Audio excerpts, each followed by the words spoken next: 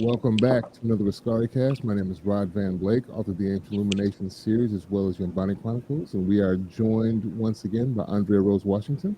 Hello. She's the author of Adalithia, Elendil, and Almond Tree's Magic, and we have another book soon to come out. What's that one titled? Scenes out of place. Things Out of Place. There will be links in the description of this show when we put it up on Spotify for everybody's website so you can check out our creative endeavors. We are also joined by Jocelyn Short. Yo. She is a concept artist and illustrator and creator of a comic series called Bearers. And we are also joined by Jordan Purnell Jackson. Hey, everybody. He is another concept artist and creator, illustrator. He illustrated the Ancient Illumination graphic novels as well as Yombani Chronicles comics. And he has his own couple series. He has Eve of Insurrection, Eve of Reclamation, which I believe is a one-shot, and Growing in the Garden, educational comic for people interested in that. Like I said, there'll be links in the description of this episode when we put it up on Spotify. Today we are tackling Acolyte, the finale. Now that that's over, we got the last episode before everybody disperses to vacation and trips and whatnot. So I'm glad we could all get together to wrap this up. So I'm going to go through my breakdown of the show and we'll intervene at certain sections, and then I'll give my overall kind of feeling on it and ask each one of you to give your overall feeling of the shows as well. So this last episode opens up. We see Osha. We saw put on the helmet and kind of breathing Darth Vader-like in the helmet. And we come back to her sitting in the cave, kind of hyperventilating, and she has a vision apparently because they struggle to get the helmet off of her. She has a force vision within the helmet where she thinks she sees May kill Saul and knows exactly where they are. To me, this was kind of a weird team up between Osha and Khmer. And I was kind of wondering, because he basically flexes on, like, where you going to go in what ship? Because I'm taking mine. And I was wondering, what's stopping him from just taking the information from her? Because that's our only answer is like, well, I know where we're going. You don't. Like, I think since she's kind of untrained, or at least not as trained as he is, he could have just taken the information and gone about his business. And look, I'll come back to you and we can settle this later. But he didn't do that. Why do you think he didn't do that? Oh, Andrea, do you want to go first to defend your client? We just get this out the way. My client wanted to give her the choice because what he wants is an acolyte who is his, who is loyal to him. By the way, I am a loyal person. And so he wants someone who is loyal to him, who is with him of their own free will, Okay. who will follow his rules to be his acolyte. And so we've already seen he probably forced some things and was not as upfront with May, which is why May never knew who he was and why she was never as completely under his control, so to speak. And with Osha, he wants to change that. He wants to make sure that she is his acolyte and everything, all the cards is on the table. Because this is very different from May. All the cards are on the table. And so everything that she does must be a choice. So that way she is joining him knowing everything. Okay. And to add on that, I today, Andre, I think we're on the same. I feel like we're on the same page. So I felt like this was a good relationship building moment for the character. Yes, Rod. Khmer could have just been like, let me get that information off you. But he was like, we got to spend time together. We're going to go on this journey. I'm going to let you take me to this place and see where this goes. Yeah, he definitely was like, I want you to trust me of your own volition because I haven't lied to you. Literally everyone else is lying to you. I'm not. So I want you to trust me. I think that's smart. Yeah. Yeah. My client is a very smart man. Okay. I could ride with that. Then we go back to Saul and May on the board of his ship, and she basically asked him why he didn't tell the truth way back when. And he's like, I didn't know both of you were alive, and now that I know both of you are alive, he believes he can prove the existence of a virgins in the force. But she brings up a good point. Like, you're just going to prove that to justify what you did. It still is not going to make what you did right, even if you prove this virgins exists. She escapes and basically tases him with Pip and runs off. And then Basil just pops up sniffing again. I'm like, besides sniffing, what is the point of Basil? He just pops up, starts sniffing. I just need him to get out of here. He's only there he was annoying. Basil was annoying. Also, what was annoying was when Soul was about to give us some information and spread the truth once again. That whole tasing scene coincidentally interrupts the information we have to, more information that we need to learn, the more of the truths we have to learn. I'm like, okay, here we go again. Y'all gonna keep disrupting something important that we need to know. Mm-hmm. Yeah, it was always something. There's always an alarm, a buzzer, a intergalactic phone call. Something happens, an alarm on the ship when he's about to divulge some information that just pops up and stops him mid-sentence. They go back to the scene of the crime as Soul basically chases May as she goes into an escape pod down to the planet. And while they're in like it looks like a ring, like kind of like Saturn's ring. They're through this debris. It was cool. It was cool. It was visually cool. Following May through that, and Basil, just as he's about to catch up to her, pulls some cables in the ship and starts sabotaging Soul. Then they both kind of free fall for a bit before regaining control, obviously, because May crashes, but Soul is able to land directly by the ruins of the Coven Fortress. And then we cut to Senator Raincourt, who apparently is expecting to see Master Venestra. And I thought this was kind of interesting because the senator basically predicts Anakin's fall here. Because he's like, what if, like, you think it's the personal vendetta from me against the Jedi, and I think y'all are powerful and unchecked. What happens when one of y'all snaps? Well, we know what happens when one of them snaps, because he ends up killing all the younglings in the Jedi Temple and chasing the rest of the Jedi into near extinction. Mm-hmm. Then we led back to the mystery planet where Osha and Kamir finally leave the mystery planet, because the planet still hasn't been named, I don't think, that they're on with this little island getaway and his hot springs and stuff where he's, wooing Osha.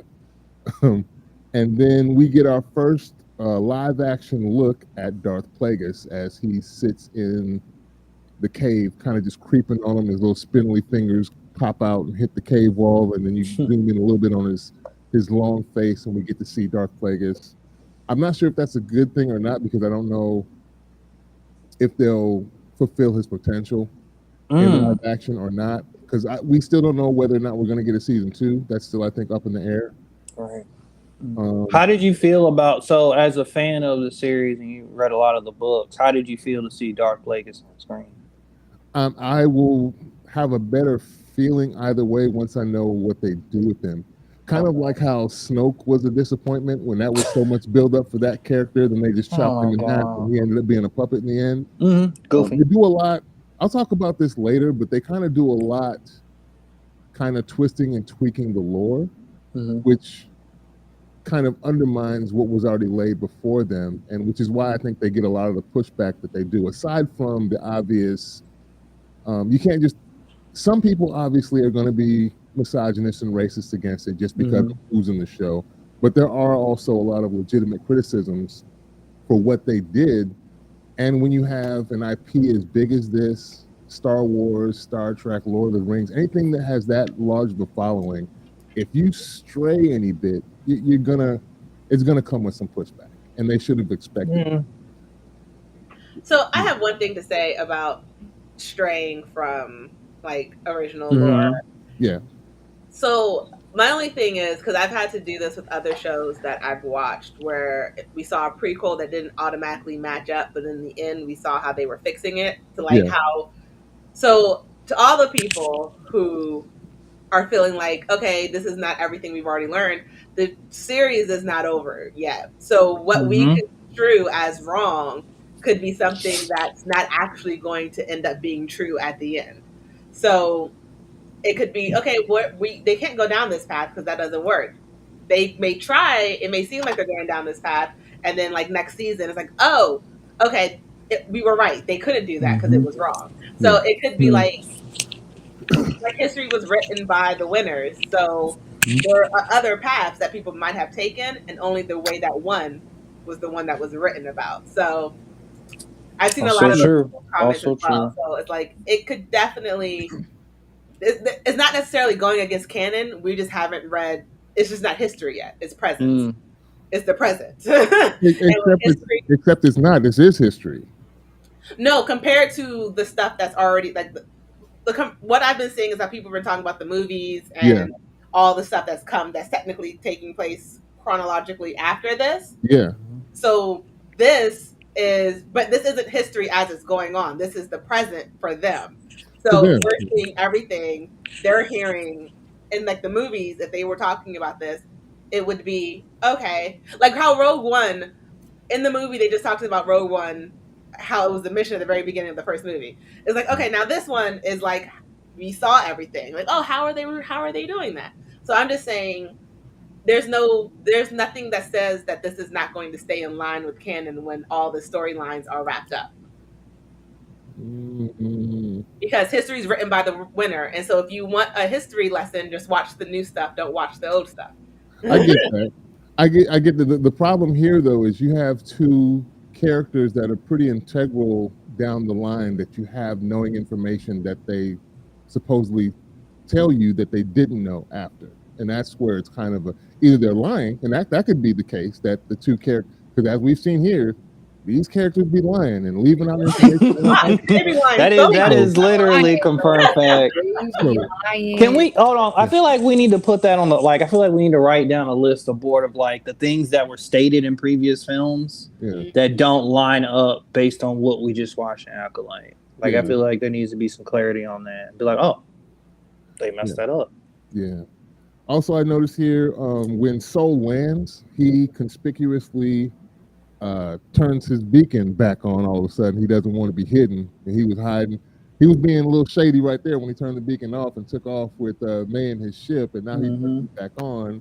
And then we cut back to Venestra, and she needs to get a message to someone, and it's urgent. We find out at the very end of the show who she was trying to reach out to, and that basically goes into what I was just talking about. We'll dive into that a little bit later. We get a forced flashback, basically, of Saul killing Mother Anasea as he walks back into the Coven Fortress, and through the Force, he's able to relive, because you hear May screaming, "Mama!" after she dies, and then Osha and Kamir arrive. He disappears when she's trying to hotwire the elevator, and then May comes from under the fallen bridge as Soul is kind of walking around. Osha hotwires the elevator as Soul screams idiotically over and over for May. This was such a weird. He's just indiscriminately screaming my girl's name, May. He's bad at everything. He's just bad at everything. Terrible Jedi. Yes. Yeah, and because he's screaming, he ends up getting ambushed by Kamir. The sisters fighting finally. Sometimes. What do you say? I said, except fighting sometimes. Yeah, sometimes. Sometimes he's good at fighting. No, he was good at fighting. He was good at fighting. He was. So the sisters reunite back at Osha's old bedroom that she had tried to trap her in, and they start fighting. Osha revealed That's some nice kung fu. That's what I'm saying here. Osha failed for not quelling her hatred of May because she blamed her for what happened to her mother and the rest of the family. And and my next line is, they both know kung fu and are evenly matched all of a sudden. May runs and intervenes when Soul has the upper hand. She throws away his lightsaber, and then we stop briefly to take a break to talk, and May gets Soul to confess just as Osha creeps around the corner to pick up his lightsaber. And then we get, see, this is what I'm talking about. Osha force chokes Saul to death, and Kamir looks both scared and turned on at the same time. Yeah, I mean, I would too, but like, whoa. Like, oh my god. You're powerful. When This she black starts woman. smoking, he looks up like, what's going on? And then she bleeds his kyber crystal, so it becomes a red blade, and the Jedi arrive. Ooh, This is where Okay, I'm sorry. I thought it was cool. Let's Sorry. not go past Hold on. we got it. Hold on, Andrea. Get in here and defend your client. Let's go. Okay, so first of all, the look. So like Jocelyn and I spoke about this last week after we both watched it because it was like, whew, okay. So the look was also, I think, more of a look of confusion and realization because going in the front, the beginning of the episode, Osha said that she saw May kill Soul, but she was seeing herself kill Soul. So it was almost like Khmer was like, oh, she's the person who can kill without using a weapon. And it's like the unbridled rage and like anger, righteous anger. Almost definitely. And even before he died, he was like, I was doing what's best for you. He messed up her whole life. You didn't know what was Why best. You do this, bro? Her whole life. He messed up her whole entire life. And then lied to her and continued to lie to her. Yeah. So I think that the one when he saw that it was actually Osha killing Soul and not May, it was like his realization, oh, it's not May who is my acolyte. It's actually Osha who is supposed to be the one. I'm getting so bad all over again. Like I feel like You get mad again? Yeah, I'm even madder now than I was watching. Just because I'm just like, bro, like all she did was exist. And he decided out of nowhere to come into these people's house and decide that what they was doing was bad. He's like, y'all abusing these kids. He ruined everything. Yeah, stupid. He's like the worst. He's the worst Jedi. He was the out of all the deaths, I was like, yeah, buddy, you deserve this one. You deserve to die, fam. The Tom guy were the only ones that deserved to die because they actively fucked up Osha and May's life. Like there's no him. They were the only ones who actively messed up their life. Everything else that the other two did were like trying to stop them, and then the other deaths were like blowbacks from them trying to stop Soul and Dara initiated the cover up though. Yes, she did. But that wasn't intention though. Like her intentions weren't wrong. She was trying to save her team after the fact. It was not right. She was still wrong. She deserved to be excommunicated or imprisoned or something, but I don't think she deserved to die. That's what I'm saying. The only two people who truly deserved their deaths were Soul and the guy who got the easy, breezy way out. No, he should have died too. He should have been like stabbed in multiple times to death. But during that scene, I think the reason he looked confused, quote unquote, was because he was realizing Osha was actually his acolyte. It was not May. Well, the realization that the vision she had was of herself and not May.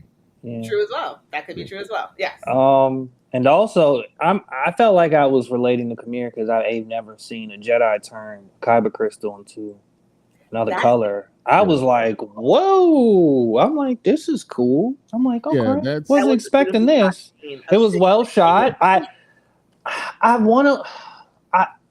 am kind of. I like the change and shift in the character. Like I like that Osha becomes the villain. Like I think her motivation to kill, her motivation, her rage, all those things made sense. I was happy with that part of the story. Yeah. And I'm like, all right, this makes sense why you could become like a powerful user of the dark side. I could see this. I'm with it. And that's actually new canon from the comic book series after Disney owned Star Wars. I think I mentioned it before. Vader was one of the first ones before. Obviously, predates him, where he has to kill a Jedi without a weapon, but the purpose is to steal their kyber crystal, and through like his negative emotions, his hate, and his anger, you bleed the crystal to change it so it becomes a red lightsaber in the end. Previously, before Disney took over, the Sith used synthetic crystals. The Jedi actually would go out and find organically created crystals, and that's why there were the various colors. and that's why the Sith were always red, because theirs were synthetic previously. Oh, And interesting. they changed it so that there had to be kind of a rite of passage to make your lightsaber a red blade. You had to bleed the crystal. I kind of like that change. That sounds way more interesting, where you have to use your emotions to actually. The scene when Osha and May crossed legs when they were doing the kick. Oh, and the blades. The blades. We all like that. And then seeing the kyber crystal, like the evil, like go from her, like her finger, like her, you can see in her hand, like the anger seep into the kyber crystal. Those are beautifully shot scenes. And then, because you already said it, well, no, you didn't say that part next. Well, you did go to the Jedi Arrived, but the scene after that with the lightsaber, seeing that change, that was beautiful. Yeah. Those are some beautiful shots in that portion. Yeah. Because the crystal as she holds the hilt, you can see that part of the crystal is exposed. And her hand is actually touching the crystal as it sits there. The emitter switch is not cut on, obviously, so you see the crystal inside the hilt. And yeah, as she gets angrier and angrier holding it, you see red kind of seep into the color of the crystal. And then when she activates it, it's blue at first, and you see it kind of change and become red. And that's when she kind of has an epiphany and steps back. But yeah, this is where... I just have to say this one last thing. Because not only did this man decide when he saw her as a child for 30 seconds that he had to save her, he killed her mother, made her think her sister was the one who killed everyone in her family, made her sort of like hate her sister her entire life. Then when she could not become a Jedi Master or Jedi Padawan or move forward, almost blamed it on her again, when everything that went wrong in her life was because of him. So I just want to say that my client and my client's charge should not be found guilty. I mean, he's the real villain. Saul's the real villain. We understand. I think remember, Torben was the one that hopped on the speeder back, and he was like the lowest ranking one. And he hopped on. He was just going to go do goofy Padawan. I want to go home. I want to tell everybody about the convergence. I'm letting the hate run through me for Saul. I'm. Let it guide your actions. Yes. Do it. Yes. Do it, young apprentice. Yes. So yeah, this is kind of where the inconsistency is kind of annoying me in this show. Vernestra feels and recognizes Chimere immediately when she steps off the ship. She closes her eyes for all of half a second, and then she's like, "You." Nah, her foot hit the ground. They show as soon as that foot hit the ground, she knew he was on the planet. I'm like, wait a second, that's how this works? That's ridiculous. She should have. I feel like in previous movies, people were sensing each other across the galaxy. I mean, that's Yoda. Yoda could do that. But like, if that's your Padawan, if y'all come in a planet's orbit, you should know that that's your Padawan. Your Padawan, someone you connected to is on that planet. I mean, it's a similar thing with Obi-Wan and Anakin after Vader, when he steps on the Death Star, and both of them kind of recognize that presence is within a certain proximity. But she recognizes immediately, and even Chimere recognizes because he snatches and puts his helmet back on. He said, he pulled the Charles he pulled the Magneto. I'll put that back on. Wait a second. And so yeah, they find Soul's body, and Vernestra does her thing and divines what happened 16 years prior. As she walks through, she has a little forced flashback and gets the scene of the murders and everything that goes down. She apologizes to Saul. Chimere's up in the little balcony thing, creeping and looking at her, and then at the last second, he disappears before he turns around and looks up to see where he's at. He's gone now. What are you saying, Andrea? So I creep. Yes. Yeah, because creeping. That's what he's just doing. That's what he's doing. So yeah, Chimere catches up and snatches the lightsaber as Osha and May are discussing what they're going to do by the Bunta tree after they find their way through.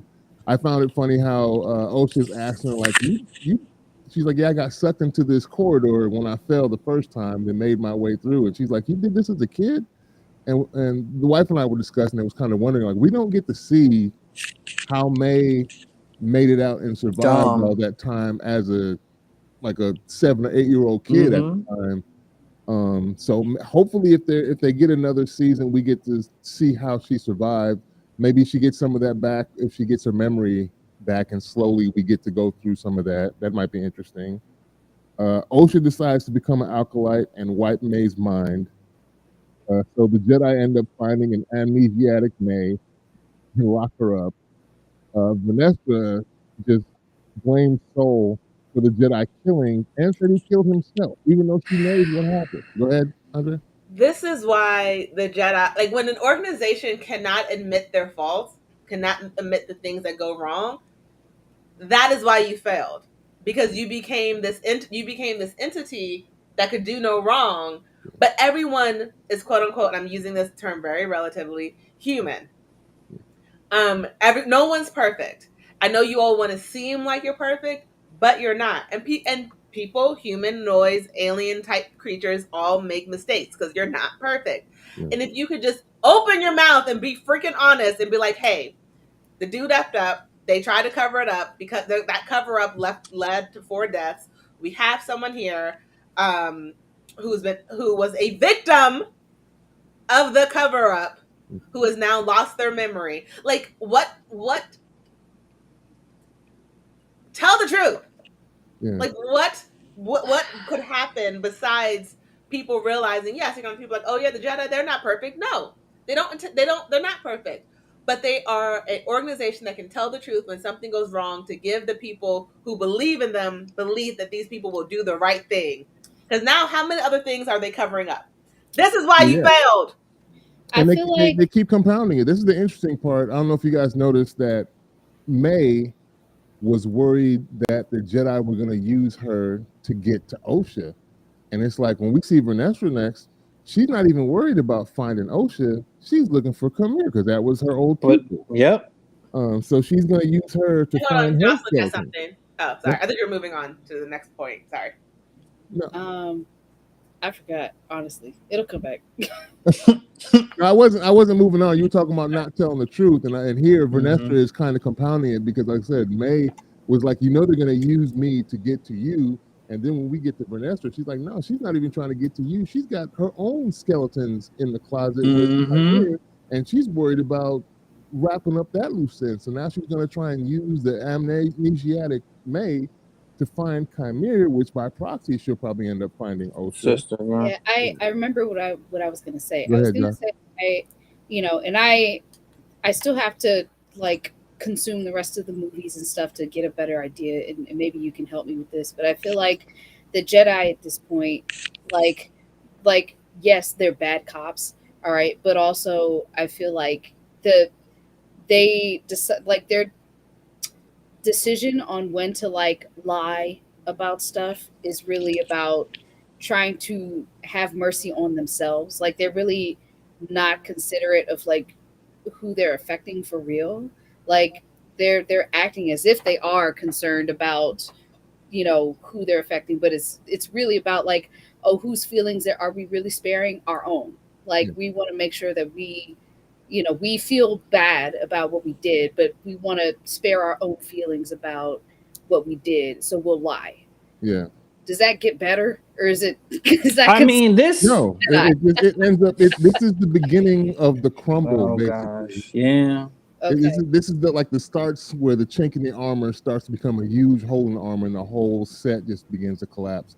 And I think part of the problem is they haven't really been tested for so long. Like this show is supposed to take place at the height of their powers, so they haven't been tested. So when something comes in to test them after so long, and they just basically been reduced to desk duty the whole time, and when some real work ends up happening and they fumble the ball and just mess up all over the place, they have no idea what to do, so they just lie.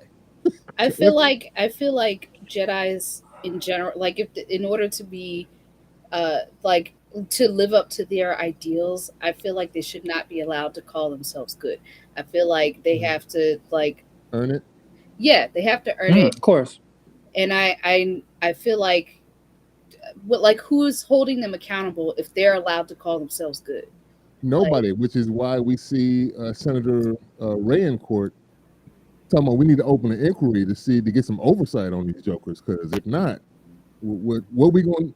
And he's right. They're like, what are we going to do about it?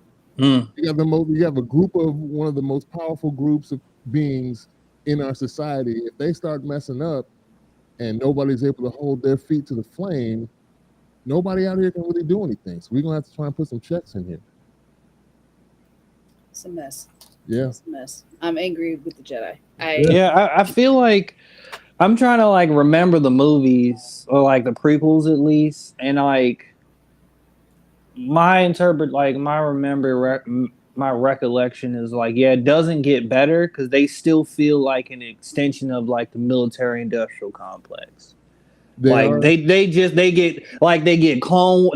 have squadrons of like troopers that roll with them. They're going out, basically going to war with other factions. Like they're toting this idea of being peacekeepers. They represent. So if you watch series like the Clone Wars, you start to realize that they're like really are.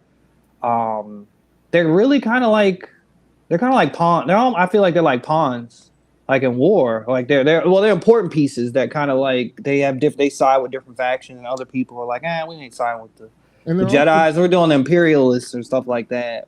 They're also basically like a bunch of Judge Dreads because they can. That's funny. That is true. They handle intergalactic conflicts between different factions out there, and they can really go out and just handle business on their own and just report back to tell them, hey, this is what I did. These people were fighting. So I basically negotiated a ceasefire between them, and they're going to handle it. If they don't, then we're going to have to come back and intervene again. We're going to have to step in. Space police, space cops. Yeah. So they always been about that life being space cops. And it's funny when you talk about like the fact that like this show is supposed to be the height of their power. Yeah. I feel like that wasn't truly expressed because we see a bunch of Jedis making mistakes. Like if you're going to show us that at the height of their power, I feel like you need to show them doing things that like give us this idea that they're actually noble and like have created peace. And we don't really get that. We just are jumped into Jedis that are fake Jedis. I agree. I also, you make a great point because, and again, there's a lot I haven't seen, so let me know if this exists or not. But like, do Jedi or anyone who is force sensitive or can use the force, do they do anything other than fight people? And we saw it, with the force cult, the witches, that there's a vergence now that exists. So there's another option. They can use it to create life. Is that the only time we've seen the force being used, like in another capacity other than fighting people? Well, no, they have different. There are different jobs within the Jedi Order. Okay, they aren't just about fighting. There are some people just security, just to strictly defend. There's also the consulars. There are librarians that just gather information. Oh yeah, they do have librarians. But what I mean is the height of their power, meaning that they haven't been challenged for so long, that I think is where they start to become weak, and their fighting prowess is really it's a bunch of practice. But as you know, live action fighting, there's no replacing kind of that experience of really getting down and fighting. Yeah. You can do as many drills as you want to, but if you don't put it in practical application in real life, you're not really being tested. So I think this is what happened when they go to Brendok, and no, it wasn't Brendok. It was the planet where Kelnaka was, and Chimera runs into the whole squad and basically wrecks everybody but Soul. That's like an illustration of, you've just been practicing. You've been running simulations, but you haven't been doing this in real time. And this is what happened when you get it for real. Yeah, they need to do a better job of once again, it calls back to them they need to show more of that. And like, I don't know, we need more context in my opinion, for real. And that was part of my problem with like the show overall, as far as the writing weaknesses. But I'll get into that in a little bit. Let's wrap this last part up, because we come to the end, kind of where Chimera and Osha pose for the sunset, and they hold the light, stare out, and then they close out with Vernestra alerting Yoda. And this is part of what I mean is like, you didn't need to bring him into it that way, because it now changes the way we think of him when we see him later, when he starts talking about, he knows about the ruler. Yoda obviously knows about the ruler too, Mm-hmm. He mentions it in Phantom Menace. Kitty Mundi says that the Sith haven't been around for millennia, when obviously we see him here. He's got knowledge of this, so either he Mm-hmm. at that point, or I don't So know. Yoda lying? Is that what we That's saying? and that's No, that's but we don't know literally. what Yoda knows. Well, we don't know. That's We this don't this know is. what Vanessa's going to tell him. But that's so annoying. So yes, I think the same way. What is Vanessa going to tell Yoda? Secondly, Yoda, how you not know something's afoot? You're Yoda. I'm a little confused. I was glad to see him. I was glad to see him. My dad was like, "Son, if he said this from the beginning of the series. He was like, they have to show Yoda. They have to show Yoda." Then we get to the end. He texted me and was like, "The show has redeemed itself." Just by that, And I'm like, just by Yoda. And in my opinion, I'm like, nah, it doesn't redeem it. I think the show has a lot of flaws, but it does make it. Them having Yoda present like fits it into the timeline. Yeah. But there's still those inconsistencies because I feel like if Yoda actually knows the truth, then like you said, it changes how we perceive Yoda, and it's also would make Yoda a more nuanced character if he's like, yeah, I knew my Jedis were doing bad things, and is he going to be on some God mode stuff and be like, well, it was a part of the plan of like the cosmic plan or whatever, where it's like this was supposed to happen and I had to allow it to happen. We don't know, but it is strange. So 2 things. The first thing is, again, we don't know. We just saw Vanessa lie to a whole room of people, so we do not know what she's going to say to Yoda. She could very well lie. How are you going to lie? That's what I'm saying. How are you going to lie to Yoda? Well, that's my first thing. I'm sorry. But second thing is, did anyone in the actual television show say the word Sith, or is that what we think he is? Yes, because Kamir says Sith. He basically tells Saul to his face, "This is what you might call me." That's what there was a kind of a confusion of whether he was or wasn't. But he tells him, "You would think of me as Sith because of what I practice," and the fact that we actually see Darth Plagueis in the show. So that's identifying as Sith.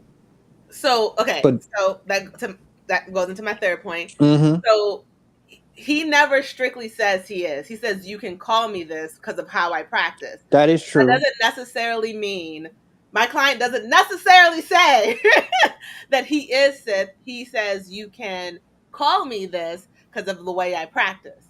So that doesn't break the there's no Sith rule that is known. There hasn't been one seen, because even though we do see the other guy on the screen, that does not necessarily mean Yoda has any awareness of him being.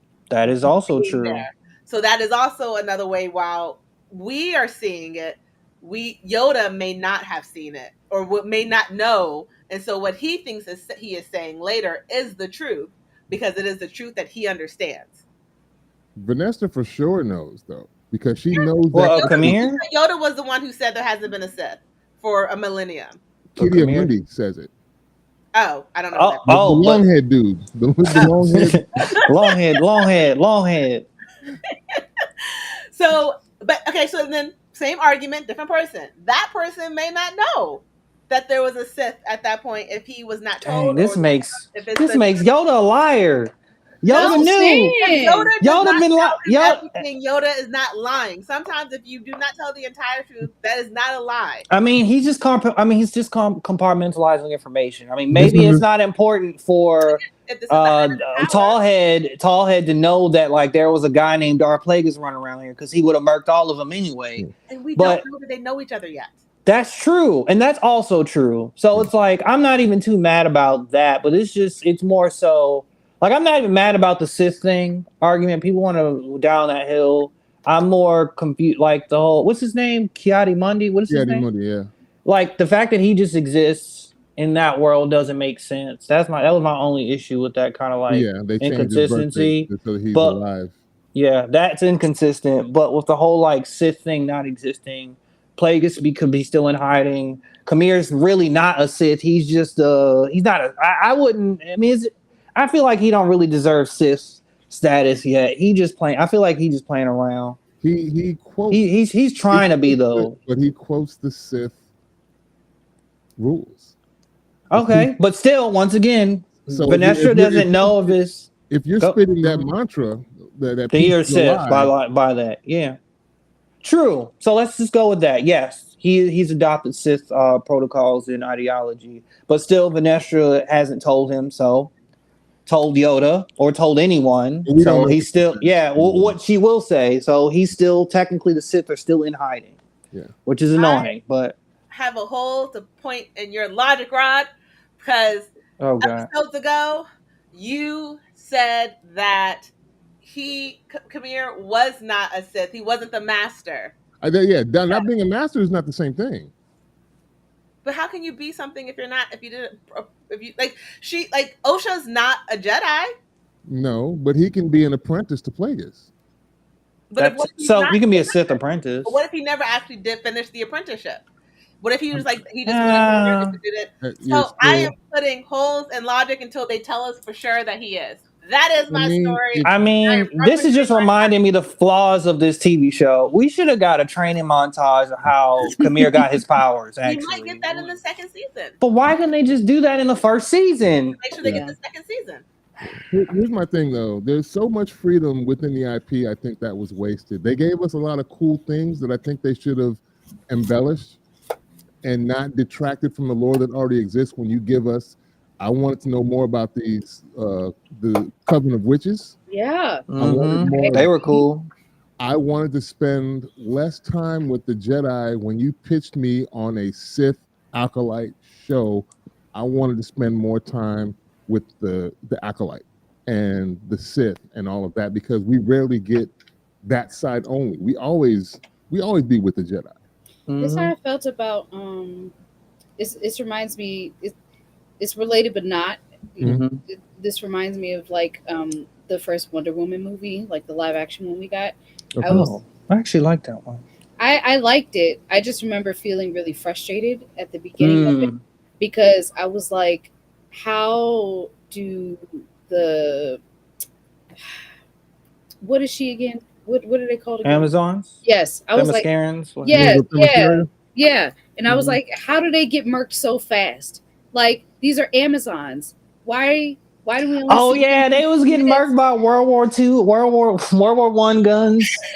That was kind of goofy. And I felt like the same thing happened here. Like, these Force Witches, which are so cool, and they have something really interesting for this franchise, which is of virgins.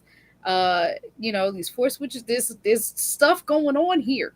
That was cool. Yeah. I don't see how you break the connection between them and Kelnaka, and that they just pass out and die from breaking the connection. That made no sense. I'm really annoyed they died. So that's what I'm saying. I'm like, you take something really, really cool and interesting and then murk it to tell some other story. And I'm like, this is not the way to go about it. We need to do something else.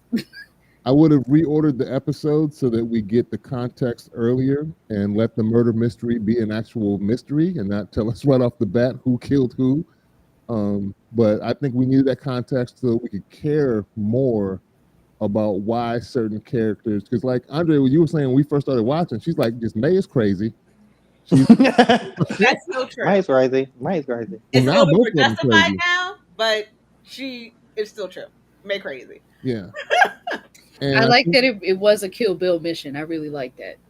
I think they should have continued to enhance the lore and not detract from it. The old stuff is there, it's not changing. You can go back and enjoy the old stuff, but at the same time, when you're trying to build bricks on top of something that's already built, that doesn't mean you kick the stuff over that's already there. And you have the freedom to do what you want to do and extend things. And I felt like Leslie Edlin had a room to do that with these Force Witches, and exploring more of what the Acolytes go through if you build it as that show. And we got more Jedi than we did Acolytes in this book, which made it kind of mid.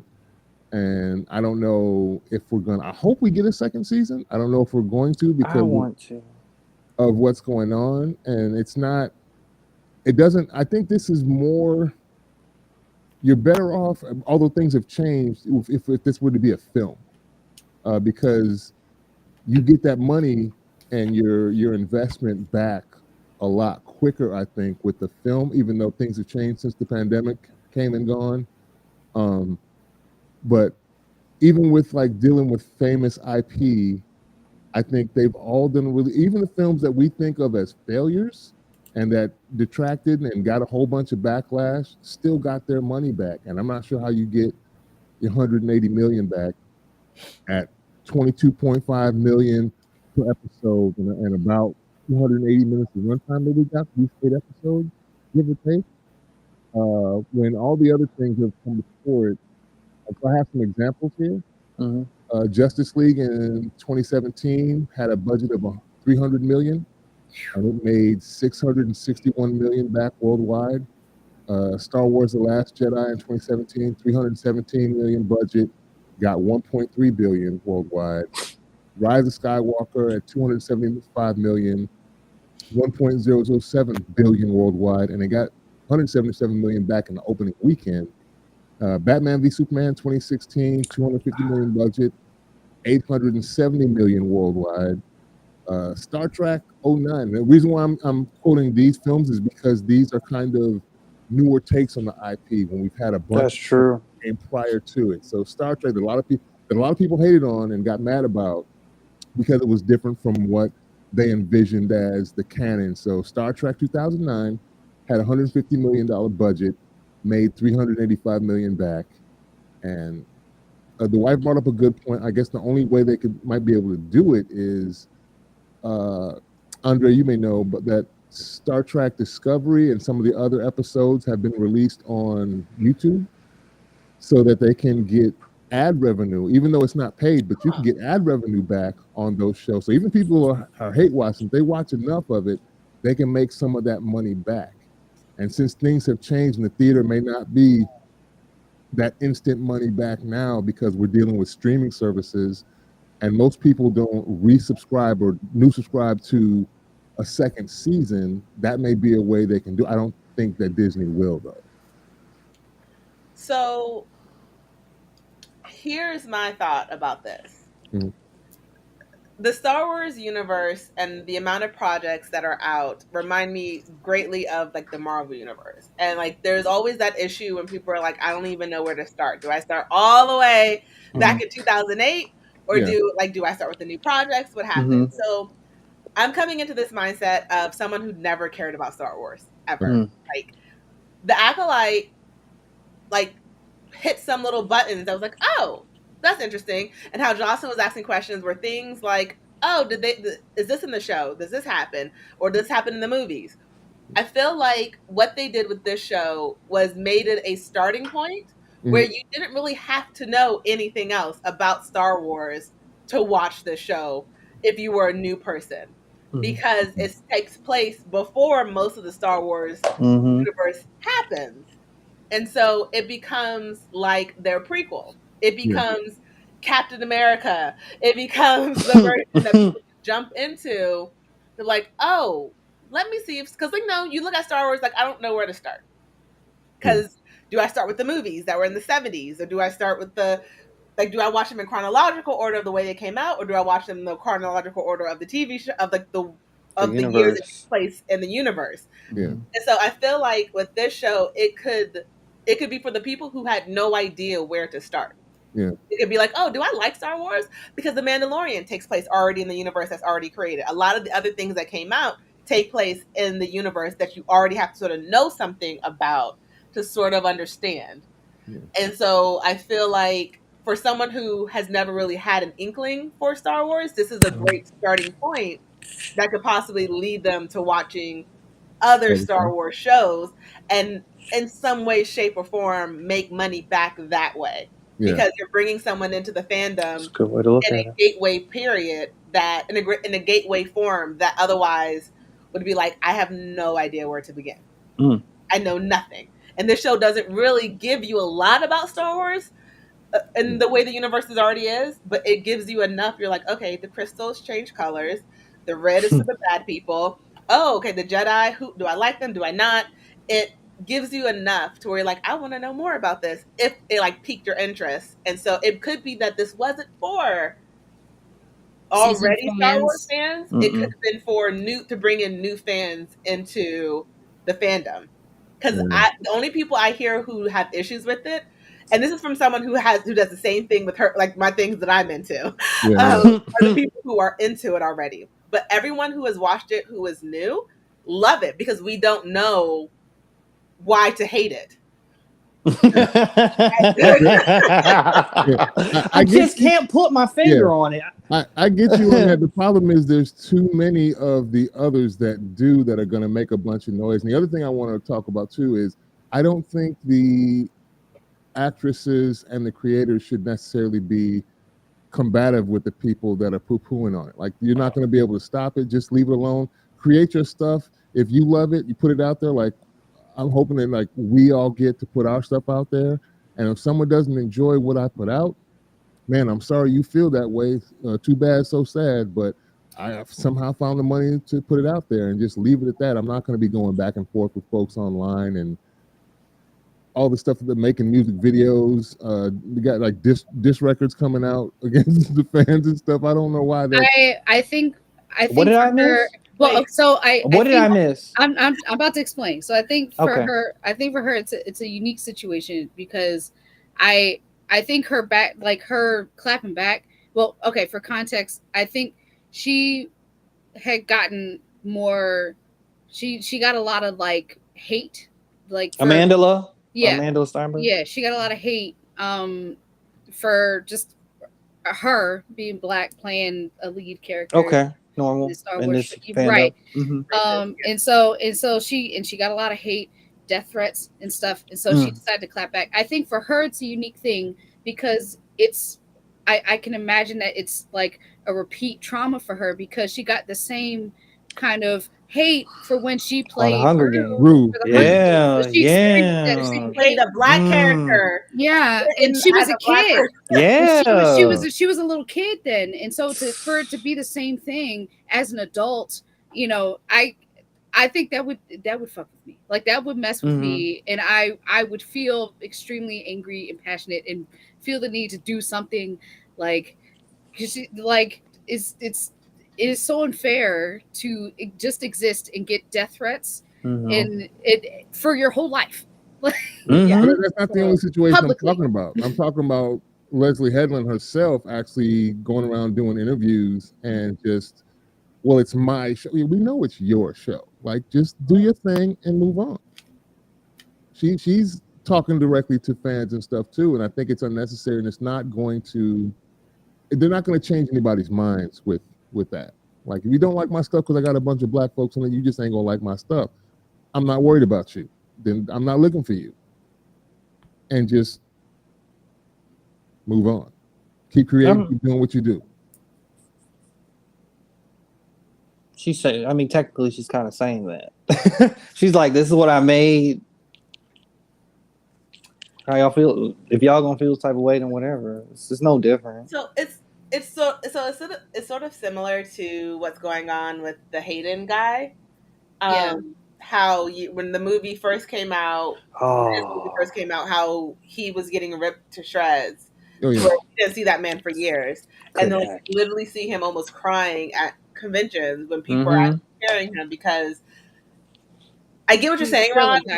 Don't breathe fire. Don't give air to the fire of the people who are hating. But I also see it as you support your actors, and I like that she is still supporting them and saying, "I'm writing it the way that it was. They did a great job in it," because you don't have to feed everything that is said because. Some people just are going to hate to see anyone who does not look like them on screen. It's just going to be terrible. They feel like if it's not white, it's not right. So, like, you're always going to have those haters. But sometimes it's like, okay, you can hate that, but I look like you, and I'm telling you, I don't care. Yeah, I don't mind her supporting them. All you want, big ups the crew, big up the actors and actresses and everybody that put their heart and soul into your project. I'm just talking when you speak directly to fans that are adamant about the IP and they're not going anywhere. Yeah. But and I get what you're saying, but it also, why can't I tell you to shut up? Because like you want to yell in my face and tell me death threats, because you don't like what I created, then don't watch it. I don't need you to be my fan. That I'm too. not talking about that. I'm not talking about the extremist one saying crazy stuff to people, but people are going to criticize your work regardless. So, I mean, yeah, that's going to happen. Take what's valuable and leave what's not. But sometimes when people are being that extreme, I don't think she's responding to people like, okay, that show's just not for me. Okay, cool. You're like, okay, whatever. But to people who are actively being rude, they need like I saw your comment, and I'm letting you know that you're wrong. I see you. And, I see you. It's like, literally that simple. I see you. Like, and it's okay to say that. Be like, yeah, you're wrong. Like, but I wrote the show. I wrote it the way that I did, and I love it the way that it is. I think saying that is not going to change a detractor anyway. Like, I don't think the point of it is to change. Like, I don't think saying that, like, I don't think the point of saying it is to change someone's mind. It's just to acknowledge, like, hey, we don't exist. Your comments don't exist in a silo. I see it. It's more so. I think it's more so the principle of it. Like, yeah, they're like people having comments, whether extreme or not. It's not going to change no matter what it is. Like, yeah, it's going to exist all the time for any IP if it's good, or if something is good about it. If it's noteworthy to talk about, whether it's good or bad. Yeah. My question though is it going to move the needle either way? It's not about moving the needle. I think it's a principle thing. Yeah, it's a principle standing up for what's right. Yeah. People feel like on the internet they can say whatever they want because they're behind the screen, and no one's going to say anything. No one's going to see it. No, it doesn't matter. Yeah. But sometimes it's like, no, it does. It does matter that you said that you wish death on someone because of the color of her skin. And I want you to know that we saw it, and you're free to stop watching the show. I also do think it's noteworthy, and not even necessarily talking about like hate commenters. I think it's also noteworthy for people who just have like negative takes on the show. I still think it's worthwhile as a director or like a head writer or whatever to even be like, like, I can appreciate your comments. This is my take on this. Like I still, like, just to remind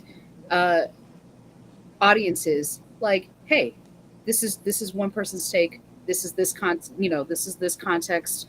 Fan fictions exist. Feel free to write them.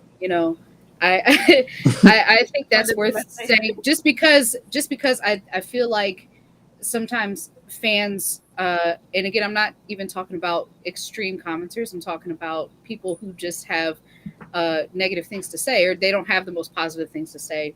That's totally fine.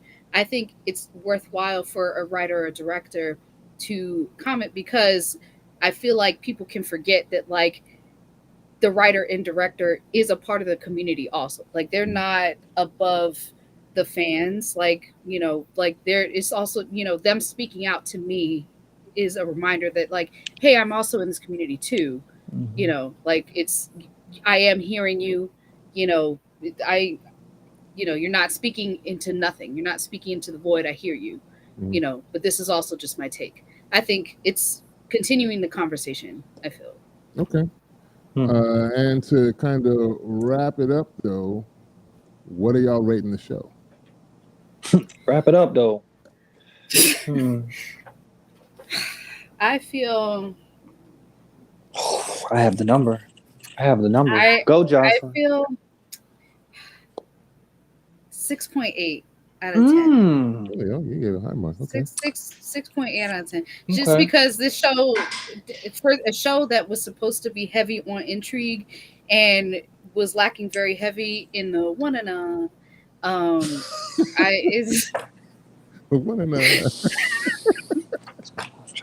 okay. That takes away a lot of points for me, because that was supposed to be a big part of the show, and it failed in that. And so I feel like that loses a lot of points. I think the ending makes up for a lot for me. Like, I think that ending was excellent. I think the beginning episode was excellent. I feel like a lot of how we got from beginning to end was not handled very well. So to follow up with that, the number that came to me, I was confident it was a 6 out of 10. It had a lot of good. It had it had good moments, good kung fu, good Star Wars kung fu, good lightsaber battles. Um, Even like just I actually the part like the journey of like Osha and May in or them being the same person. Um, that kind of like switch was like a very interesting nuanced thing to do. Like that was cool. Kamir was a very dynamic and interesting villain, and brought something different to the series as someone who's a Sithish. Sith Light. Light, Sith Light. And like, but I've also found myself being like heavily annoyed with a lot of the characters. Saul was just the way. But I mean, I guess if we think about like, I guess I got to step out of myself for a second and be like, well, the writer did a good job of making a goofy Jedi who makes mistakes. Like he was very human. Actually, if we kind of step back, he's very human. One thing we didn't really talk about was the last fight scene. I played it back a couple times and realized he cut off his lightsaber. Yeah, he Yeah. did. Yeah. And I thought that was fire. I honestly was like, okay. Oh, when This is interesting. he did the samurai slash where he Yes, froze he the cut off thing. his lightsaber. I was thinking about that. I was like, yo, his last fight scene, like, let me borrow from Kamir's playbook and do it my own way. You got That was hands. yeah, and he had hands. Like he did that little shockwave. I was like, that was crazy. Saul ain't no bitch no more. I'm like, I'm happy. Crazy. I'm like, he that dude. He can actually do stuff. But that type of stuff, like it made for a good season finale, but like similar to what you were saying, Jocelyn, how we got to this point was it was not good. As I've discussed on previous pods with Rod and Rod personally, is like y'all could have restructured this to tell a better story, and not kind of like string us along in this goofy suspense mystery, but we know who did it. But you also a lot of unanswered questions and loose ends. So that was like really detracting for the series for me. But we made it. We're here. Andrea? So my rating is based off of. So I actually view it differently. I think this was for what it was. I think it was great because it did something no other Star Wars IP has ever been able to do, and it made me interested in Star Wars. Okay. It has like it told a different story than the goody two shoe bull crap that I always see with the Jedi's. I have never like cared about a single Jedi who was ever on my screen before. The only other Star Wars movie I've ever liked before this was Rogue One, and they weren't Jedi. And I realized that's the reason I didn't like them. I don't care about the Jedi. I never cared about them. And so the only thing that really detracted for me for this show was the 2 episodes that sort of showed the history. And then I think it was like episode 3 and then like episode 7. Those 2 episodes were really sort of the only boring episodes for me throughout this show. So I'm giving it like an 8 because I would be willing to try other Star Wars shows because of this. And there is nothing else that Star Wars has ever done that has made me care. And I think for someone who is new to the fandom, this is a great gateway show. It's a great way to intrigue them, to make them see a different side, and to be like, here's a little snippet, a little bite of what the Star Wars universe could be like. Do you want to dip your toe further into the pool? Because yeah. I mean, I'm not going to watch another Star Wars show because I've seen the other stuff and I don't like it.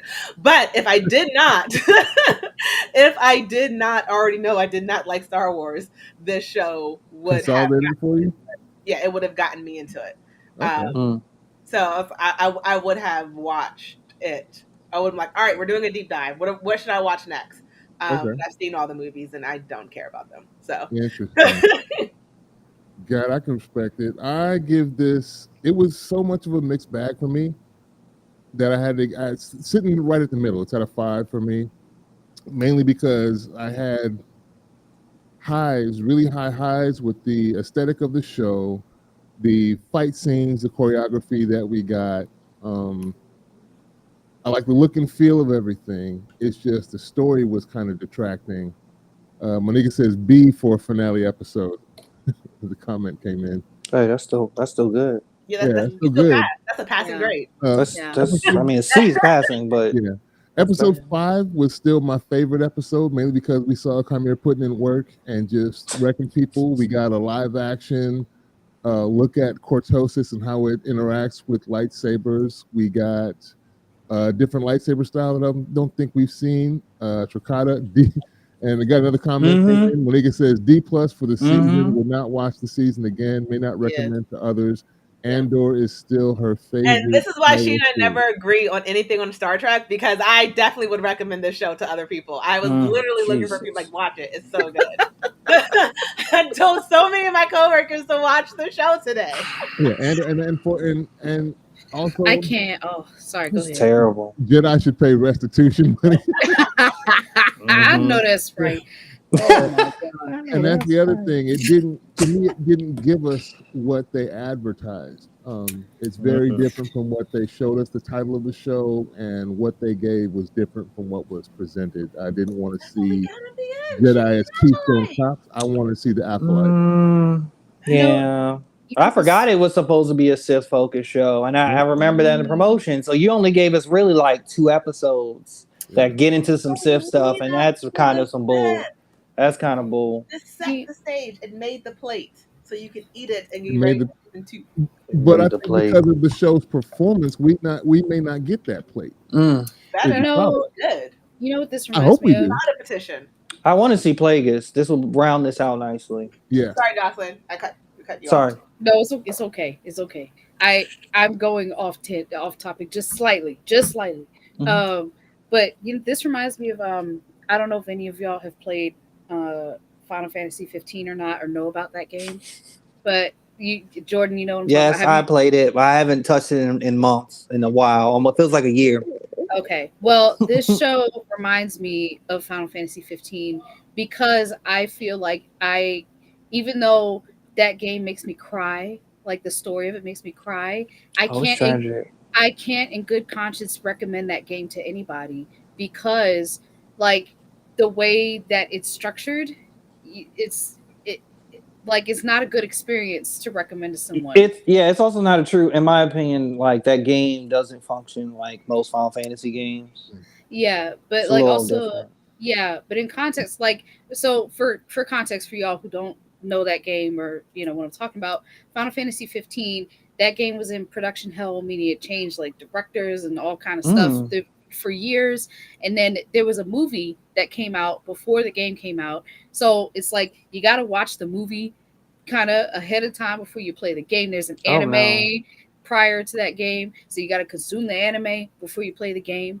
And also, and then you play the game, and then a lot of the midpoint of the game is like it's a lot of open world exploring fun stuff, but the story is supposed to be like very intense and heavy, so it's tonally a little bit jarring, but the actual story is really interesting. It's really good. Like once it gets into the characters, it's so tragic and chilling. Like I cry every time for certain scenes, but that's just me rewatching scenes. Like I would not go back and play this game over again. I can't recommend people consume or play this game because I'm like, well, you got to consume all this other stuff that comes with it. There's like 5-6 DLCs. Like no, like I could recommend that. I could recommend like Mass Effect because like you should play you should play every single game and all the DLCs that come with that because that everything's excellent about that. Final Fantasy can't do it. I feel the same way about this show. Like the way it begins and the way it ends, excellent. Love it. I told everyone to watch this show.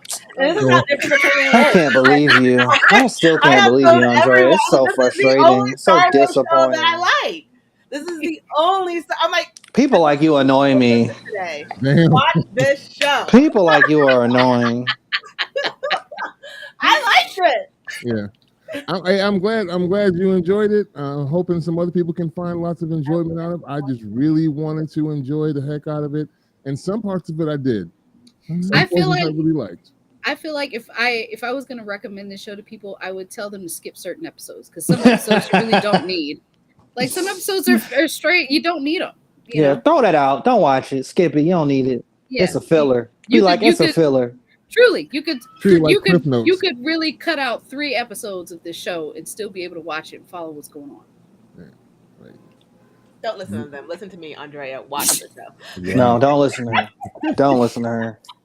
Well, I thank you all for taking the time out of your day to chop it up with me about these things. And the 5 or 6 of y'all on the live, Monica, thank you for commenting and watching us chop it up about these things. We will be uploading the audio. We'll release on Thursdays around 6 p.m. Eastern Standard Time to Spotify. And like I said, the description of the show will have links to all of our websites so that you can check out our creative endeavors if you are so inclined to check them out. We hope you do. And we will talk at you all some other time. Peace. Bye. Watch the show. Oh my God.